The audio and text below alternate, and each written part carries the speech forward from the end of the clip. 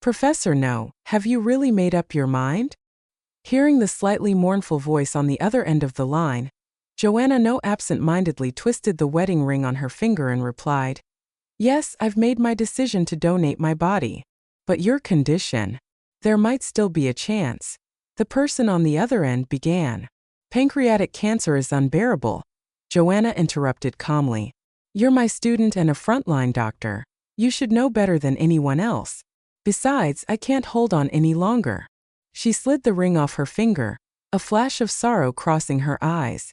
"While my organs are still in relatively good shape, I want to go peacefully. Donating my body to the medical school will be the last lesson I can give you all as a teacher." The ring traced a silver arc through the air, landing in the trash can. After a brief silence, her student spoke. "We'll schedule it as you wish 7 days from now. I'll draft the donation agreement and send it to you soon. Please, take care of yourself in the meantime." The sound of the front door unlocking broke the quiet. A man in a black trench coat stepped inside. Henley Zeal. He caught sight of Joanna lowering her phone and asked curiously, "Joanna, who were you talking to?" "My student," she answered. Like Henley, Joanna was one of the youngest professors at the medical school, mentoring countless students. Unlike him, she was approachable and patient, earning the admiration of her pupils. "By the way," Joanna continued, turning the question on him, "you mentioned earlier that there was an emergency at the hospital. Did you resolve it?" The question made Henley's heart skip a beat. His body stiffening slightly. After a moment, he replied, feigning nonchalance, "Mostly." Joanna could tell he was lying. They had been together for 24 years, from meeting and falling in love to getting married. By now, she knew every nuance of Henley. His tone, his gestures, even the smallest changes in his expression. Wanting to shake off the unease, Henley quickly changed the subject. "What do you feel like eating tonight? I'll cook for you." Joanna didn't know how to cook as a child. Her parents handled meals. After they passed, Henley took over, managing every detail of her life with care. People often said someone like Henley, a genius surgeon, was born to wield a scalpel, not waste his talents in the kitchen. Henley never complained. "Taking care of Joanna is my greatest blessing," he'd say. "If she ever stops needing me, that's when I won't survive. I can't imagine a life without her." The aloof and distant Henley, who always kept others at arm's length, became soft and tender when it came to his wife. It amazed everyone who saw it. Their colleagues often said Joanna was lucky to marry Henley. Joanna thought so too, until the day she saw her husband, the same man who swore he couldn't live without her, pull a younger, beautiful woman into his arms and kiss her deeply. Only then did she realize that vows could change. People could, too. After that, she started receiving photos from an unknown number. The pictures were always of Henley and the same young woman, walking hand in hand under fireworks, sharing a kiss on a hot air balloon, browsing couples' keepsakes together. Before Henley left the house that day, claiming he had urgent work at the hospital, Joanna received a text from the same number. "This afternoon, Henley will make me his completely." When Henley got ready to leave earlier, Joanna called out to him, "Can you not go?" And what did Henley say? "Be good, Joanna. I really have to go this time." "Joanna." Henley's voice pulled Joanna back to the present. "I feel like having fish," she said. "Make fish stew tonight." Taking off his coat, Henley moved close to Joanna's side and nuzzled his face into the curve of her neck like a clingy, insecure little animal. "Joanna, I missed you so much. You're my everything, my only love in this world," he proclaimed. "You'll always love me too, right? You'll never leave me, will you?"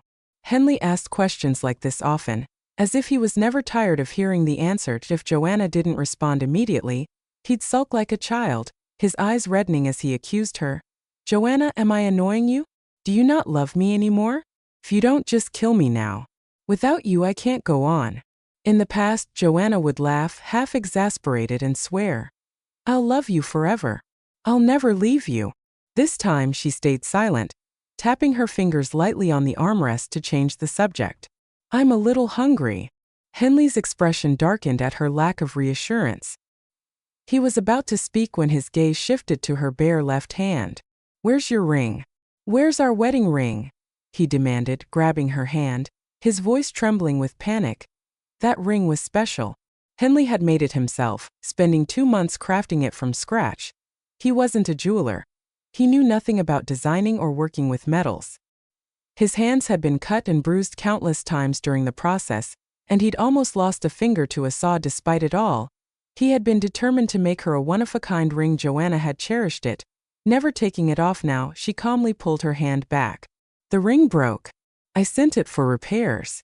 Before Henley could press further, his phone rang. A quick glance at the caller ID made Joanna's gaze dim. It was Addison Shorrock, one of Henley's students, the same woman who had been sending Joanna those photos. Henley tensed, ending the call without answering. The phone rang again and again, 5 or 6 times in a row, as if the caller wouldn't stop until he picked up.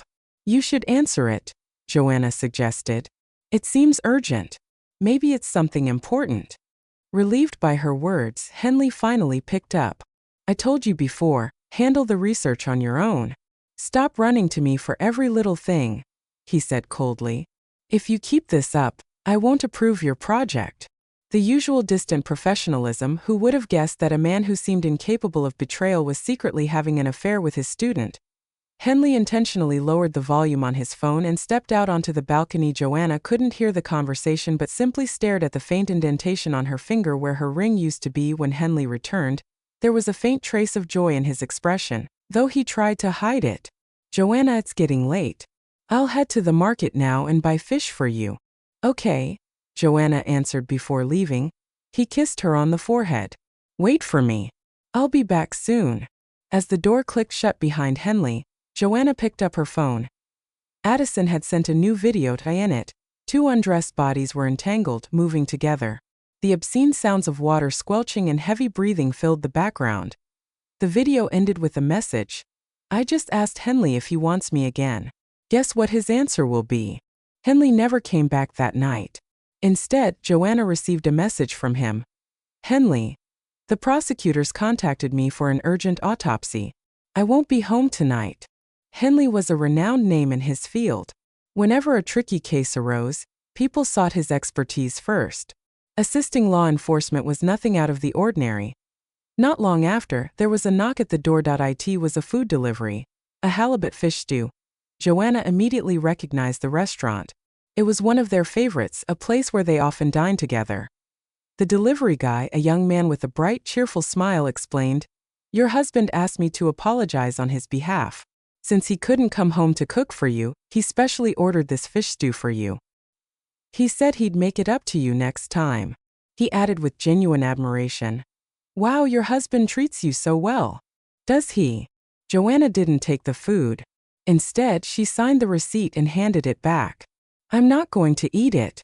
If you don't mind, feel free to take it home for yourself.